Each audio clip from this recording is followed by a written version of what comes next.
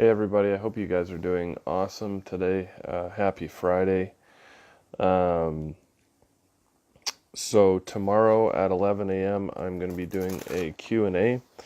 Um, I'll give it about 15 minutes, and if no one shows up, then we'll probably cancel from them. But if you have any apologetic questions or you want to know anything about my life or about certain topics in relation to Christianity or how we should deal with certain topics in culture, come out and bring your questions and coffee with you.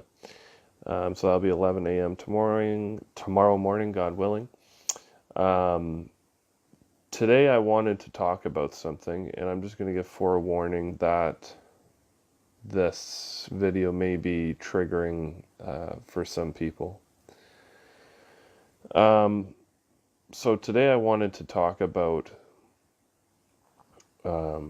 suicidal thoughts, um, anxiety, debilitating depression, debilitating loneliness, um, and just kind of everything kind of surrounded around those things, um, and those particular types of kind of mental illness we can come under sometimes, and sometimes spiritual attack as well. And so I'm going to share with you guys a little bit of story just to give you a bit of background on why I think I can definitely talk on this topic. I don't want to go into too much detail just because I do have family that watch these videos, and I think it would be a little uncomfortable for them. But I'm going to go ahead at it anyways. And so, as far as suicidal thoughts are and depression and stuff's concerned, throughout my pretty much entire life, I have dealt with, not all the time, but I've had major bouts of serious debilitating depression. And I've had two accounts in my life where I've attempted to kill myself. One, I nearly did end up dying from it. And the other one was very close as well, but God intervened both those times. And thank the Lord he did. And so I kind of want to talk a little bit about that. I know this is kind of a little bit off the mark of what I usually talk about in apologetics and stuff, but I thought that this would be necessary because I really felt God was wanting me to do a video on this today. And so I'm just going to kind of explain a little bit kind of what I went through. And so there was a time in my teenage life when I tried to commit suicide, tried to hang myself. I'm not going to go into too much detail about it, but we'll put it this way: I had pretty much the rope around my neck, and God intervened in a weird way, but He did. And when I was going through that time, and those of you that deal with depression on the scale that I was dealing with can understand this, where people can go into depression when there's nothing wrong at all. You can have everything going completely fine around you, have a loving family, have great friends, have everything going for you, and yet you can go to these really dark places in your mind. And for me in particular, I think because I'm a very high-wound person, a very introspective person, like very deep thought, melodical kind of person, I get into very deep thinking quite a bit, and sometimes that's not a good thing for me because I go down these really dark rabbit holes where I'll get sucked into this depression, where it doesn't matter what's going on around me or what people are telling me or saying to me, and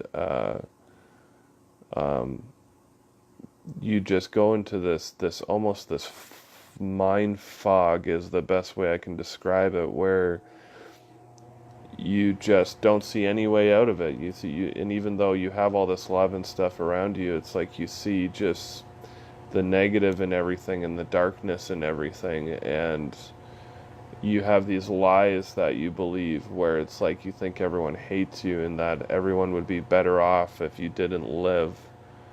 And that everyone would be better off without you. And I've been there. I totally have been there. And even in my Christian walk, guys, I've been there. Totally. And so, as far as suicidal thoughts and depression go, I can honestly say I understand that. And then as far as anxiety is concerned, some of you may have heard this before in some of my videos, but I'll just do a quick recap on that, where I had such debilitating anxiety in my life for the past 2.5 years mostly, where it got so bad that, and some of you may not even realize that anxiety can actually get this bad, but I had a debilitating panic attack due to some life circumstances that were happening in my life at the time.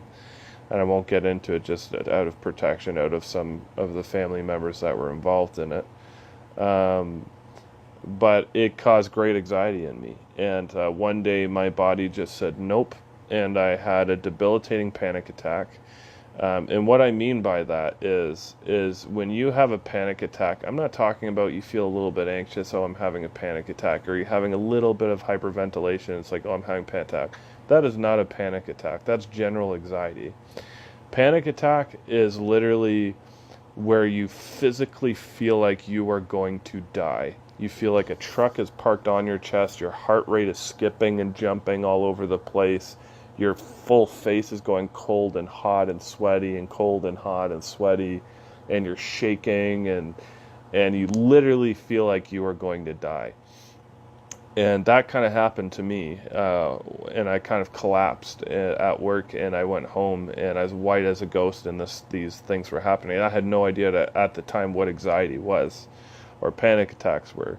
And I had my wife, who was my girlfriend at the time, drive me to the emergency room. And let me tell you, if you're having a legit panic attack, the worst place you can go to is a hospital emergency room.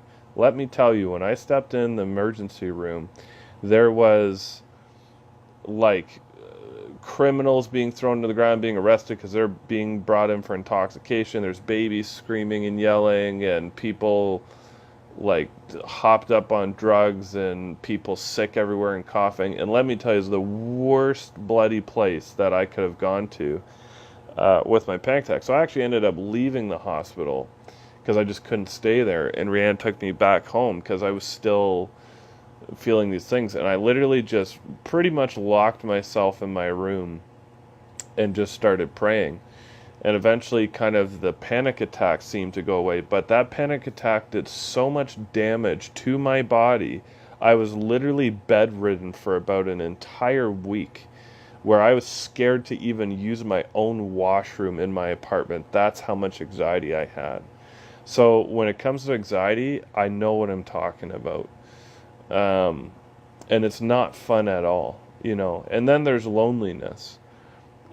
Which I have definitely felt as well before, where there's being lonely as a nobody around, and then there's like loneliness, which a lot of people might be able to relate to this. Some of you might even not understand what I'm talking about, but the loneliness that I had, it was a dark, deep loneliness, is I could have people completely around me, my wife around me, people that love me around me, you know, and things like that, and we're hanging out, and I seem like the happiest person in the world, and then, but at the same time, I felt so utterly alone, like I was the only single person on the planet, kind of alone, and this dark loneliness in me, where I just felt like I was this invisible being walking around between people, kind of thing.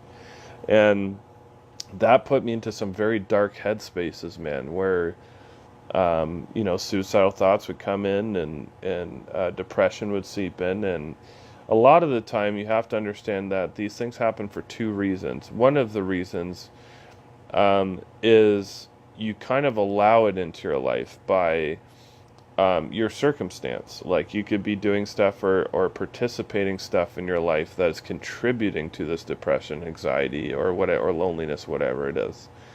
The other thing is it can be 100% a spiritual demonic attack against your life. You have to understand the Bible says that the devil comes to steal, kill, and destroy. He wants to kill you. He wants to make sure that he drags you off to hell. That is his main purpose, is he wants to take as many bloody souls to hell as he can before he has to permanently go there for all eternity. So you have to understand he'll do anything he can, right, with that. Um, the other things that contribute to that could be the music you're listening to. A lot of the issues that brought this stuff on for me was the music I was listening to. Put me in these kind of zones and introspective, depressive modes and in my head, and it wasn't good. And so there's lots of ways this comes on, but what do you do when you come at, this is the point I want to get at. What do you do when these things happen? And guys, to be honest with you, the best thing that you can do is three things. I'll give you three things. The first thing is you need to pray about it, and you need to sincerely pray about it. Don't just go, oh God, please. Get on your knees, close the door, put on some soft music in the background if you need to, and literally bawl your eyes out. And just let it all go. And just sincerely tell God how you feel. Don't cut around the bush with him. Be straight up honest with him about how you feel, and ask him to give you comfort and to give you peace and feeling of love and these things. And he will, guys, when you do that. The other thing I would suggest is, even though when you're in, and I know this firsthand, even when you're in these major depression modes and these anxious modes or whatever it is, you need to talk to somebody you trust about it. I know, especially in depression, when you get sucked into this depression or social anxiety, that is the very last thing you want to do, is talk to people, have people give you these one-liner advice about it and things like that. But let me tell you, there's something about venting your worries and concerns to people, right? So that's the second thing. The other thing I was going to mention is the Bible talks about, and this goes in pair with the first thing you need to do with prayer. It says, Jesus says, come to me all who are weary and laden and burdened, and lay your burdens at my feet, and I will give you rest, right? And so God promises that when we come to him sincerely, not just one offhanded prayer, sincerely getting on your knees and crying out to God about it, that he will give you rest and peace. So that's the second thing. And the third thing is you literally need to make war with the poison in your soul. We all have poison in our soul. It's called sin. And you need to literally go to war with the poison that's in your soul. And so what do I mean by that? You need to seriously examine yourselves and look at all these sins that are in your life, the ones that people don't know about. Could be characteristic flaws or traits, like me, where I have issues with swearing or whatever it is. It could be movies and music you're listening to. It could be friends you're hanging out with. It could be your boyfriend or girlfriend. It could be, just groups you're hanging out with. It could be groups on Facebook you're a part of. It could be how much time you're spending on your phone. And the list goes on. You need to examine yourself and find how this poison is being brought into your soul, right? And you need to eliminate it from your soul. And so always do those 3 steps when you come under these types of things, because I'll tell you guys, the devil is not a stupid person. And he has brought me twice in my life to a point where I was so close to ending my life. It's not funny. I was so close, guys. So close. And thank God that he saved me from that. And so I know how dark you can go into those pits mentally. But you need to fight it, guys. You need to fight it. And you need to just let it go, guys, and just seek God. God is the one person that can take this off your shoulders. If it doesn't happen the first time, you just sit in there until that passes. Even if it's every day, you need to go in your room and close the door and cry out to God every single day for the next month. Then you need to do that. I've been in places where I've needed to do that, guys, just to make it through the day. Where I've woken up in the morning and I'm already worn out and I haven't even gotten out of bed yet. Just from mental exhaustion of stuff that I deal with. And so I get it, guys. I totally get it. And that's the last thing I was going to say. I'll add another thing that you should do. Get into God's Word. Read Proverbs. Read Psalms. Psalms is great to read when you're going through stuff because you can see David, how he had crazy bouts of depression and madness and sadness and angry, and how God takes him out of that, and then he starts praising God. And it's a great book to read. And Proverbs as well gives you great wisdom in those things. And just read God's Word, guys. And the other thing that's going to mention is look for other people who show signs of this stuff. It's always the happy people that you need to watch out for, the jokesters, right? Those are the people you want to watch because those are usually the people that are going through some crazy difficult stuff. And for people that you do notice, some weird red flag signs. One of the things that you can tell so that someone's probably contemplating this kind of stuff is when someone messages you completely out of the blue when you haven't heard from them in like 3 months, 4 months, and they just start messaging you out of the blue.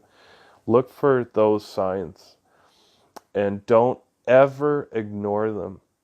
Ask people flat out, are you okay? If they say yes, be like, no, are you okay? And be real with it, guys. Okay? There's been literally, guys, friggin' conversations. One conversation I've had with somebody that kept me from ending my life. I was so close, guys. And because of one conversation I had with someone. And the funny thing is, when I had this conversation with this person, they had no idea that I had it planned out that night that I was going to end my life. And they had no idea. And to this day, they have no idea that one conversation is what kept me going that next day. And so don't ignore the signs, guys, and talk to people that you think are like that because it's a serious thing, guys. Hundreds of thousands of people end their lives every year. And a lot of the time it's over something that's just silly, that was just built up in their head. So I'm going to leave that with you guys. But don't take this stuff lightly, guys. Give it to Jesus. Give it to Jesus. It's the best thing you can do, man, when you're going through stuff like this, because he will totally restore you guys. He will. And so I'm going to leave that with you guys. And if any of you ever are in these types of situations, I don't care what time it is. I don't care if it's 4 a.m. in the morning, 3 a.m. in the morning, 2 a.m. in the morning. You call me. And if you don't have my number, you click on my profile, you click on Messenger, and you click that call button. Okay? I don't care what time it is. You can call me anytime and talk to me. I know what it is like. Okay? And it's not something to take lightly, guys. The other thing is, don't think that anybody is not capable of doing that. Okay? I had a friend in O.C.E, a church I used to go to, who was the happiest guy in the world, like happiest person in the world. No one would have expected a thing. And this guy hung himself and killed himself. And he was a Christian and did that, right? So just because someone is a Christian or just because someone is happy all the time does not mean they do not go through that. Always do a friend check with people and sincerely ask them how they're doing. Okay, because it honestly, it just takes a few hours of this mental head game for people to get into a place like that. So keep eye out for people like that. And if you ever need to talk, I am always here. But I'm going to leave it at that today. So just examine the poison in your soul that may bring about these things, and exterminate it out of your soul, guys. Okay, and I'm going to leave it at that. I pray you guys have an awesome weekend. I'm going to be on Q&A tomorrow, Lord willing, and I love every single one of you guys. Every one of you guys. You are loved, okay? And I may not talk to a lot of you all the time, but I love every single one of you guys, okay? And if you ever need someone to talk to, I am here, so call me, okay? But I'm going to leave it at that. I pray blessing upon all of you guys. Um, and I just wish the best for all of you guys. And I will talk to you later, and hopefully I see some of you at Q&A tomorrow. Until then, I'll talk to you guys later. Bye for now.